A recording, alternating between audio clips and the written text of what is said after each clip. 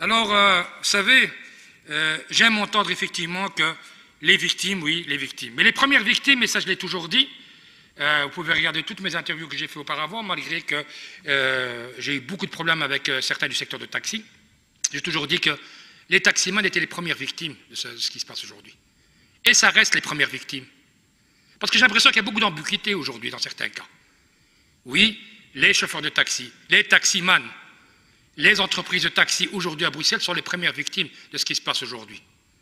Et je comprends effectivement qu'à un moment donné, on a donné des autorisations, oui, on a permis à des gens, on a fait croire qu'à ces gens, on va pouvoir leur donner une licence, qu'ils vont pouvoir travailler, gagner leur vie, et ainsi de suite. Et puis il y a eu le Covid qui n'a pas arrangé les choses, qui a encore plus compliqué les choses et qui a mis encore les taximans encore plus dans la précarité. Parce que dans les chauffeurs LVC, ce serait intéressant de savoir qui sont-ils, d'où viennent-ils. Ce sont des chauffeurs à plein temps, à mi-temps? Ce sont des Bruxellois?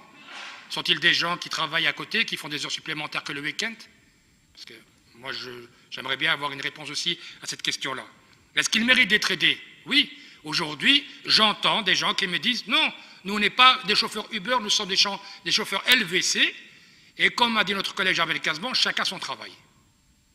Il y a le LVC qui a une réalité claire, et il y a un cadre clair, et il y a les chauffeurs de taxi qui a un cadre clair. Et aujourd'hui, on constate effectivement que beaucoup de chauffeurs de LVC font des courses de taxi. Ça, c'est arrêter des choses. Mais à un moment donné, on ne doit pas inverser les rôles en sachant qu'effectivement, les chauffeurs de taxi aujourd'hui souffrent. Et vous inquiétez pas, je ne gagne pas de voix avec les chauffeurs de taxi, puisqu'ils m'ont combattu pendant des années. Pendant des années. Des menaces.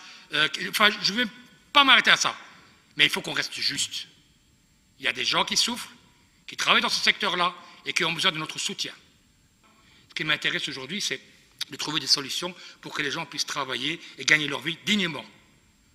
Soit dans un secteur de plan taxi généralisé, et à ce moment-là, on essaie de sauver ce qu'on peut sauver, mais on n'est pas là pour sauver ni la Flandre pour la Wallonie, on est là pour sauver des Bruxellois qui travaillent, qui veulent gagner leur pain.